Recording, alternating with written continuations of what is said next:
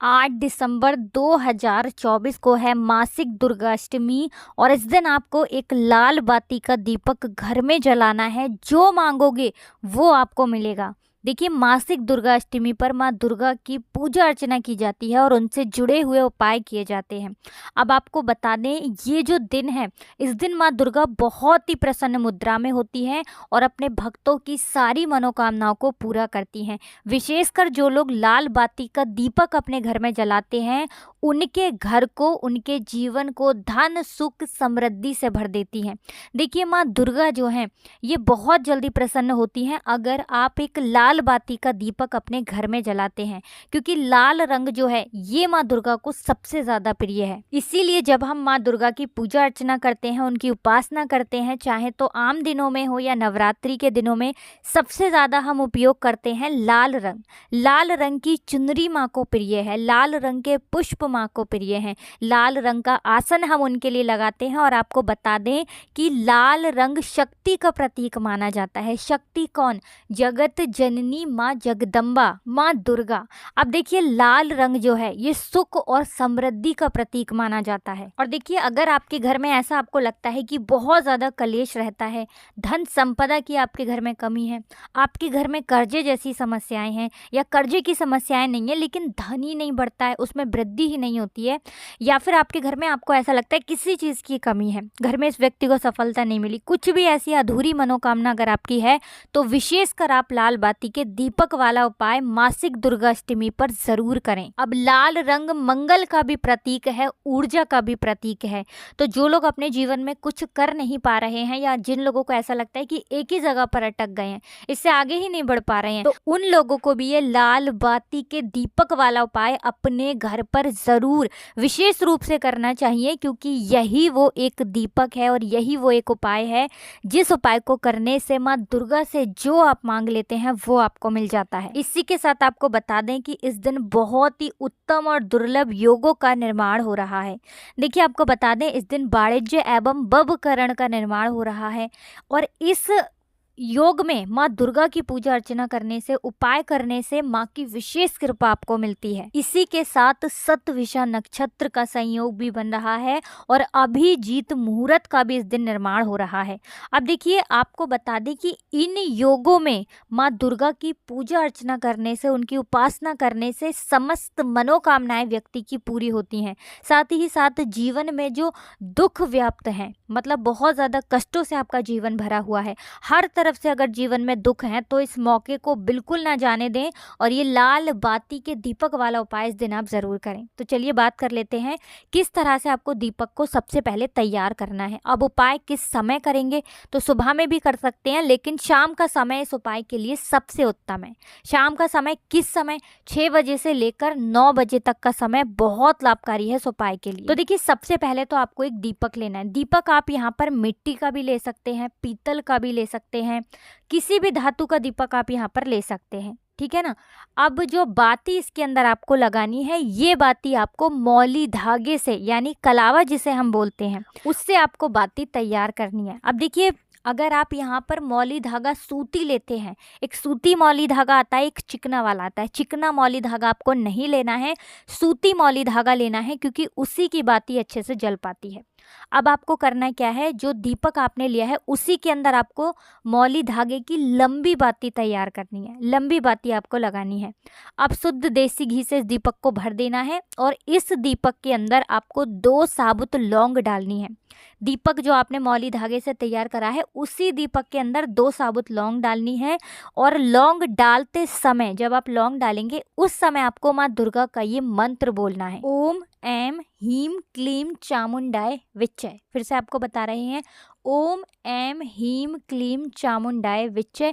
ये मंत्र आपको 11 बार बोलना है।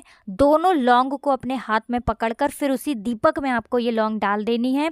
इस तरह से आपका दीपक तैयार हो गया। अब ये दीपक आपको अपने घर के मंदिर में माँ दुर्गा के सामने जलाना है, प्रज्वलित करना है और हाथ जोड़कर माँ दुर्गा से प्रार्थना करनी है कि हे जगदम्बे, मेरी ये मनोकामना है, मेरी ये प्रार्थना है, मेरी ये ये इच्छा है बहुत लंबे समय से अटकी हुई है, अधूरी है, मेरा ये काम बनता ही नहीं है, आपकी कृपा होगी तो मेरा ये काम ज़रूर बनेगा, मेरी ये प्रार्थना ज़रूर पूरी होगी। तो इस तरह से आपको माँ दुर्गा से प्रार्थना कर लेनी है। माँ जगदम्बे से सब कुछ कह देना है जो भी आपको अपने जीवन में चाहिए। छोटा सा उपाय है, इस दिन करिए और इस उपाय का चमत्कार देखिए। तो मनोकामना पूर्ति का बहुत ही विशेष उपाय है, जो आप माँ से मांगते हैं वो आपको तुरंत मिलता है। तो ये पहला उपाय है। अब जल्दी से बात कर लेते हैं दूसरे उपाय की। दूसरा उपाय है, अगर आपके घर में कहीं भी वास्तु दोष है, कोई नज़र दोष है, क्योंकि घर में अगर नज़र दोष लग जाए तो अच्छा खासा घर बर्बाद होने लगता है। बर्बाद कैसे होता है? जैसे पैसों की बर्बादी, स्वास्थ्य की बर्बादी, बीमारियों का घर में आना या दुर्घटनाओं का होना, ये होता है घर में वास्तु दोष या नज़र दोष। अब देखिए, वास्तु दोष अपने आप भी उत्पन्न हो जाता है बहुत बार। अब आपको छोटा सा उपाय इस दिन करना है, आपके घर से नज़र दोष भी दूर हो जाएगी, वास्तु दोष भी दूर हो जाएगा। साथ ही साथ आपके घर में जो काम अटक चुके हैं, जैसा होता है ना कि घर में काम नहीं हो पा रहा है, कोई काम बनता ही नहीं है, अड़चन आ जाती है या अटक जाता है, रुकावट आ जाती है, तो आपको करना क्या है इस दिन? क्योंकि ये माँ जगदम्बे को समर्पित है, मासिक दुर्गाष्टमी महादेव को समर्पित है। तो आपको क्या करना है, यहाँ पर 2 छोटे छोटे कपूर लेने हैं, कपूर की छोटी छोटी टिकियाँ लेनी है और इसे जलाने के बाद अपने पूरे घर में आपको इसका धुआं दिखाना है। अब देखिए, कपूर जलाने मात्र से आपको सीधे सीधे अश्वमेघ यज्ञ का फल मिल जाता है। तो आप समझ सकते हैं कि जब आपको अश्वमेघ यज्ञ का फल सीधे सीधे मिल गया तो सबसे पहले तो आपको कितना पुण्य प्राप्त होता है। दूसरी चीज़, घर में जितने भी वास्तु दोष हैं, जो भी नज़र दोष हैं, जो भी आपके घर में बीमारियां हैं, सभी कुछ घर से दूर होता है। क्योंकि कभी कभी बीमारियां नज़र की वजह से भी आ जाती हैं।